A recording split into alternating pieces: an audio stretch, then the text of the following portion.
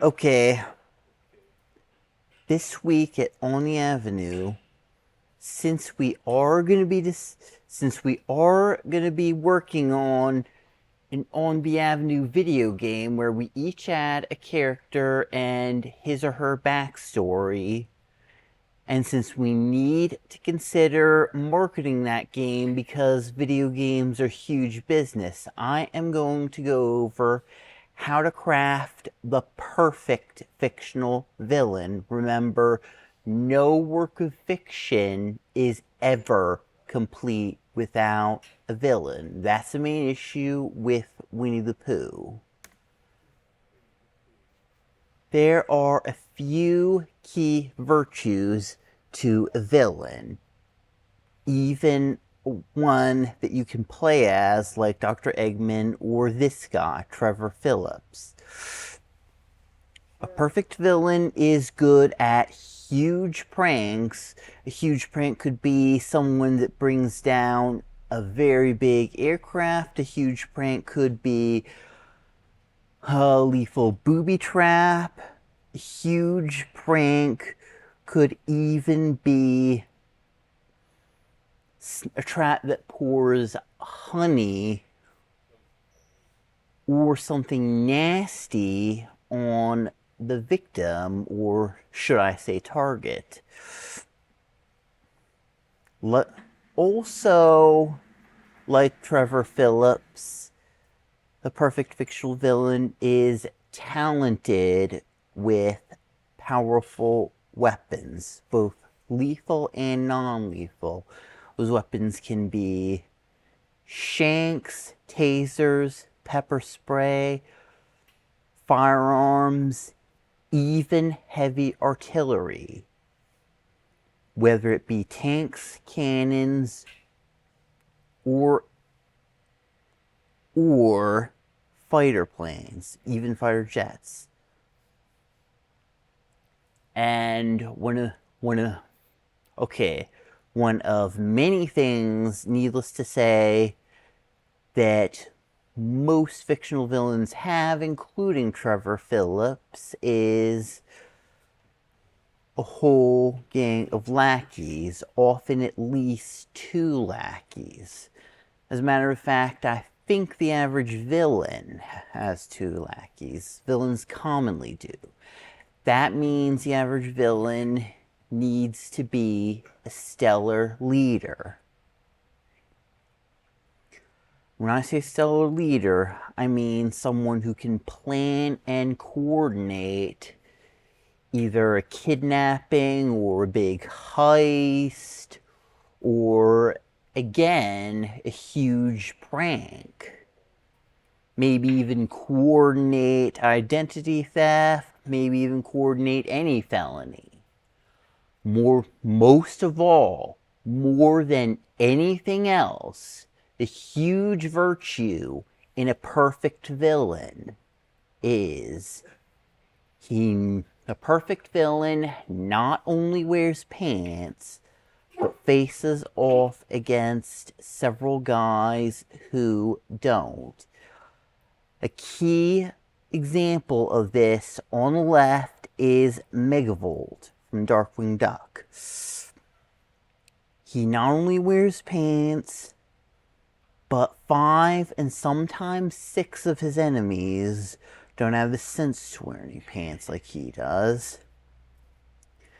The other crucial example, my all-time favorite cartoon villain on the right, is Don Carnage, who is the kid-friendly Trevor Phillips.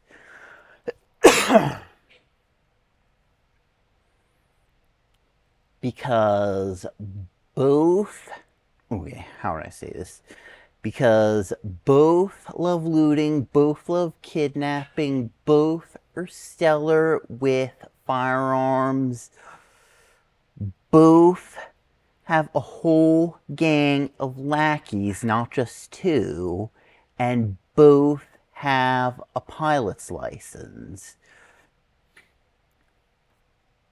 And I do acknowledge that half of Carnage's lackeys don't wear pants.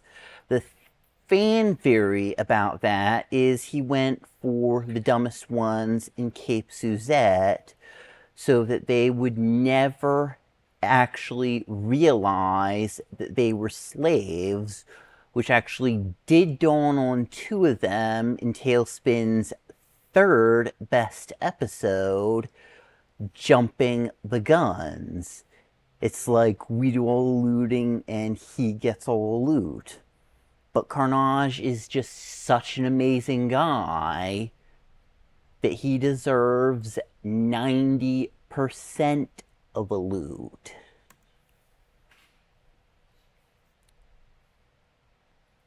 Compared with Trevor Phillips. Again, both love firearms, both love looting, both love kidnapping, both are good at huge pranks, and both have a pilot's license. Finally, I want to go over a few things to do in honor of Don Carnage. Emphasis on honor. Number one is save the Great Red Wolf. Because if we hadn't done that by putting many red wolves in sanctuaries, Don Carnage would possibly be of a very different species. Number two is dress up as him. It's something that I would certainly do. Dress up as him at a Halloween party or furry convention. But most of all, I would actually dress as him at a villain party. A Carnage costume and the Megavolt costume are both good for all three of those things. The third thing is practice swordsmanship. Possibly take up fencing. Possibly take on Darth Vader in a Star Wars cosplay, but practice swordsmanship, because that's one of many great things that Carnage is known for. Then there's a final thing that Carnage is known for. Take flying lessons. And if possible, take it as far as aerobatic flying. Why?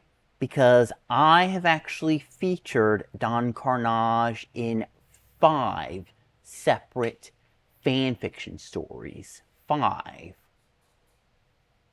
As an aerobatic anti-hero. The kind of anti-hero who puts his lackeys in the tickle machine for safety breaches, stealing from each other,